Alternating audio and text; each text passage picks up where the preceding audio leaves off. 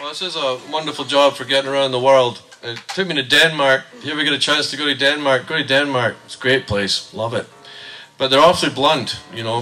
They won't mince any words at all. Whatever's on their mind, they'll just tell you, just like that. And they're very egalitarian and all that. And so there's a bit of a culture shock from here, you know, when everybody's saying sorry for nothing, you know. So it's quite a change. But at any rate, you know, it was a wonderful place to go and I had a great time, wonderful time. A place called the TUNAFESTIVAL in southern Jutland Peninsula. Next stop on the train is Germany. And we played the festival for 3 days, and there's tons of people come to it, about 35,000 or something like that. And there's a lot of volunteers, of course. And so they asked us to play the volunteer party before the whole thing wrapped up, or after the whole thing wrapped up. And I thought, oh, it'd be lovely. I'd love to do that. So we went on early in the night. We played the 2 happy songs I did right, and a bunch of Beatles covers, and it went just fine. You know, it was a lot of fun. And then, of course, it was egalitarian Denmark. I'd forgotten about that, you know. So I'm in this big giant tent, and there's 2,500 drunken Danes in a big tent. And I'm keeping up with them because they gave every musician there free beer 24 hours a day for the entire time you were there, you know. It's hellacious, really, but it was fantastic, you know. So there I am in this big tent. I'm dancing by myself. I'm so happy, you know. I'm looking around. I'm in this big tent with 2,500 drunken Danes, and I'm thinking to myself, man, David, here's one day one night you'll barely remember, but never forget, you know. And it was true. It was fantastic. But it's egalitarian Denmark, and so they said there's an announcement at the end of the night, you know. And I'm thinking, man, that doesn't sound like a rap, you know.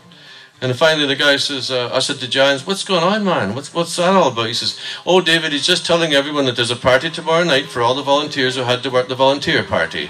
You know? It's true as death, man, I'm telling you. I did a quick calculation in my head, which went something like free beer 24 hours a day plus endless egalitarianism equals infinity, you know. I was never ending. So I said, oh, I'm out of here, man. Next morning, I'm out of here. So I went to the Tuner train station thinking of absolutely nothing. I got to the train station early in the morning, and as I said, thinking of absolutely zero, blank as a TV screen, right till this fella walks around the corner of the station, and he looks for all the world, I mean, no offense, but he looked for all the world like Jesus himself come back to earth at the train station, no less. So there I was sitting on my guitar case till I saw heaven. I went, holy smokes, look at that. There's Jesus at the train station. Wow. And then my next thought was, I wonder where he's going, you know, just in case, you know.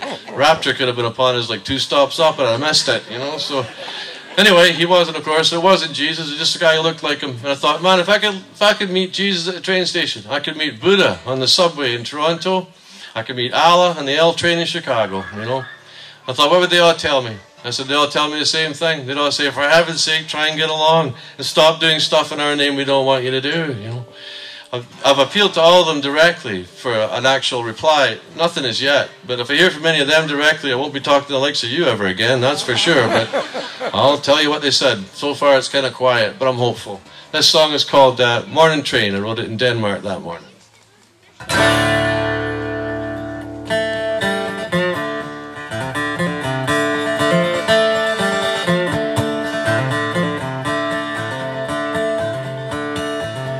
I met Jesus in the morning, he was waiting for a train.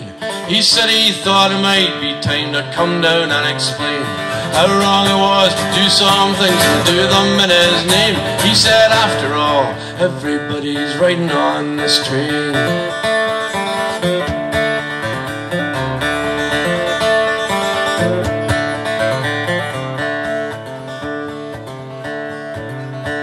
Met Buddha on the subway underground. I saw his smile slowly fade and I saw him look around.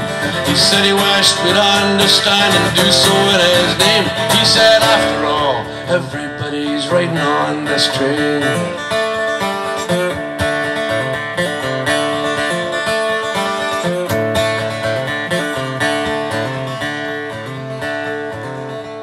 Met Al on the L train above the city streets, and we rattled down the railway line, looked down on the meek.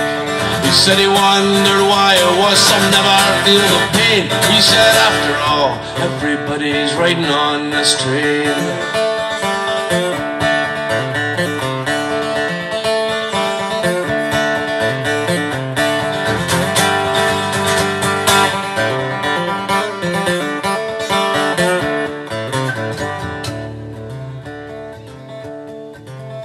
Well, I saw the devil standing at the station in the rain, had a smile upon his face, self-satisfied and vain.